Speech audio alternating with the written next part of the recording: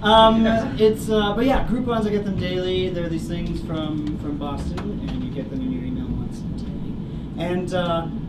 And lately, I've been prompted to get my pubic region manicured a lot. And I've gotten a lot of Groupons for I've gotten a lot of Groupons for like vaginal waxing and frankly, I'm getting self-conscious. My vagina's getting self-conscious. Its self-esteem is low enough. It doesn't need any more suggestions from Groupons.com. And also, the other day there was one, and I found this funny, and I don't know if you will, but I did. And that's really all I care about. But it was for 50% off stand-up paddleboarding. And I saw that and I thought, oh, finally! Homeland Security has created a job for me, and I can help bring down the terrorists. I just had this like vision of me standing and like, bring him in! Like, just sit down, a bucket of water, and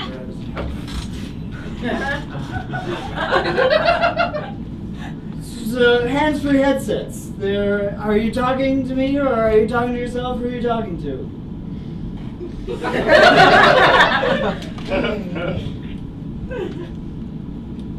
And airline food.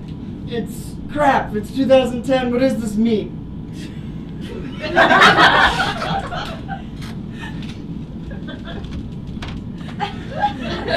I've almost got it. And so, come on, are you a terrorist?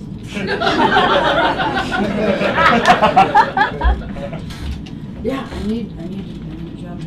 It'd be great. That's the only thing that they haven't tried, and I think it could go over really well. But that's all stupidness. The Civil War.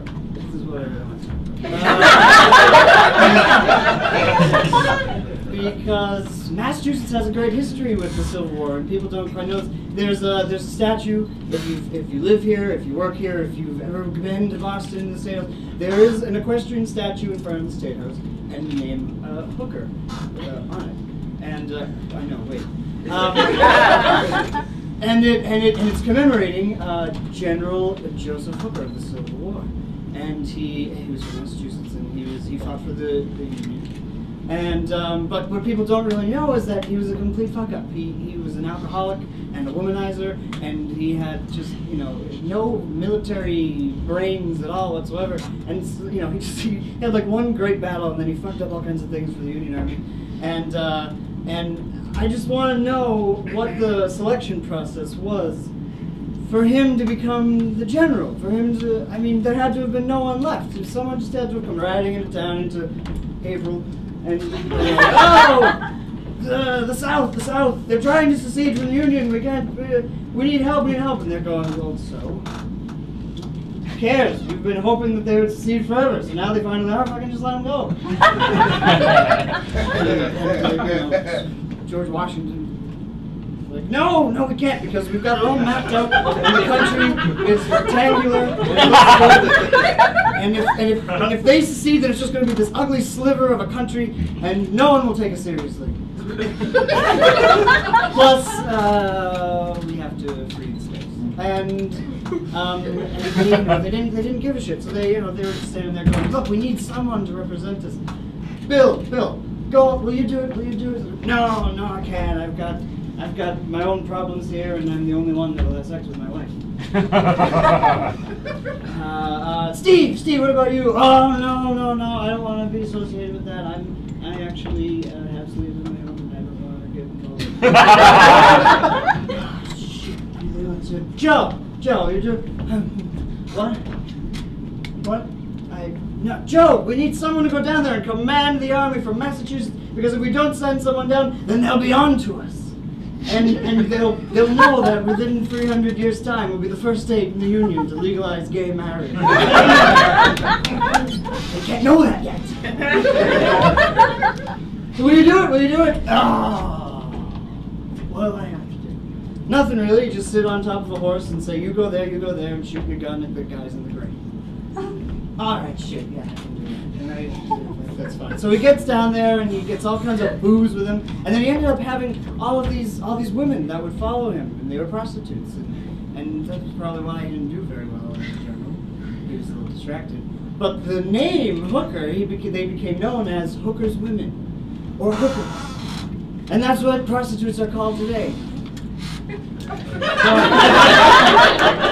And that's who is embronzed in front of our Massachusetts State House. Our most important laws. And there's a sign in the back that says hookers interest. But that's a given. You don't need me to point that one. Oh. Shit for brains.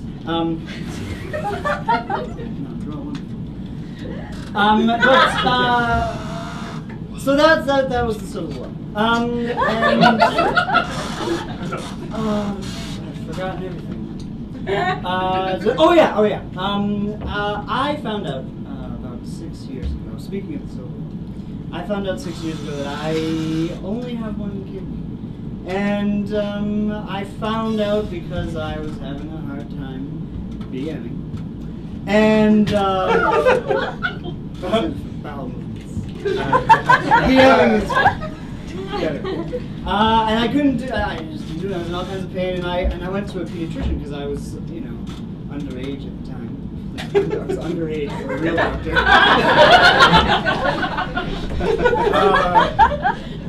So I was underage for a real doctor, and so I go in, and this woman, she could have been an elementary school nurse for all I knew, and I'm all backed up, She's going, well, I'll be the doctor of that.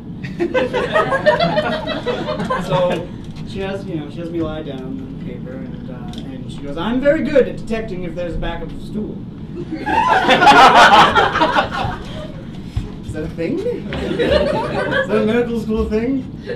Because I'm a doctor in people that are full of shit. So she starts, trying to find stuff out, and she's doing so by doing this tap thing on my stomach, above my intestines, and she's going, tap tap, like as if she was trying to find a stud in a wall. You do that like tap tap tap. Tap, tap, tap, tap, tap, tap, tap, tap, tap. So she's going tap, tap, tap, tap, tap, tap, tap, tap, tap, tap. Hey!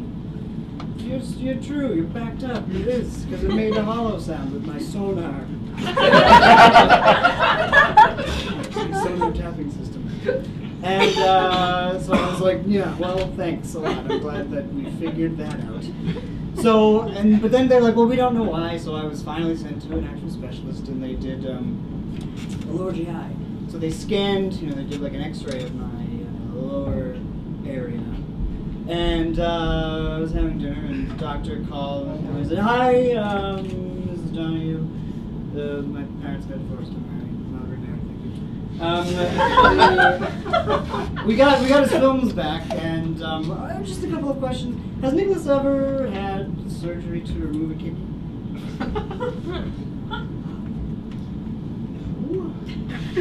No, I don't think so. Oh, well, we can't seem to locate a second one.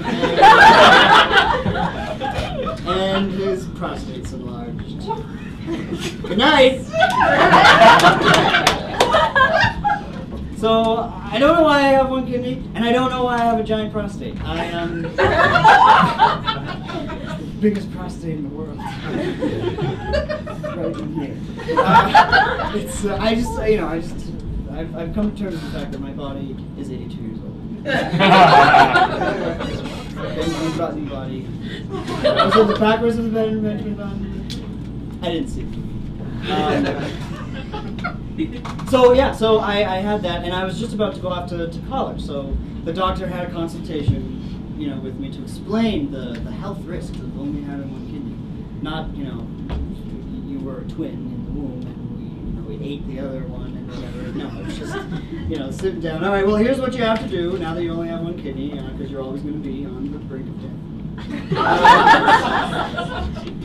One, you cannot play contact sports. And two, you can't join the army. They won't take you.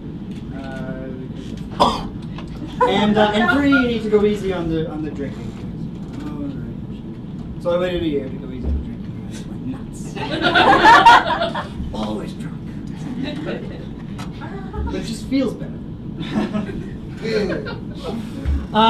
So yeah, so she told me that, and I said, well, you know, Christ, if I can't play lacrosse and I can't be a Marine, I might as well be gay.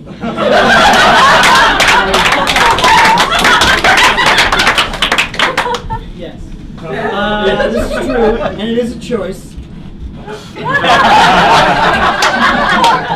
Karen tells you I chose it. Too lazy to try to do it. Not a horse! No. It's, some people say it's genetic, and that makes sense because both my parents are flaming.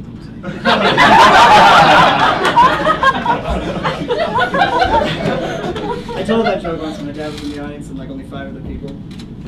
And I could just feel him going, oh. He tells people I'm a plumber. And they see a picture of me and go, what? He's 11. Shut up, I just shaved. It takes me about a month to look like I'm 20. So that was fun.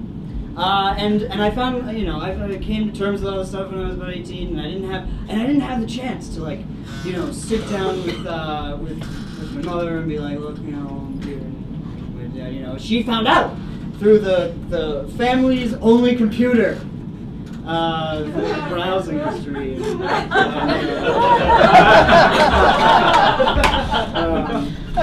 I grew up in a small town, and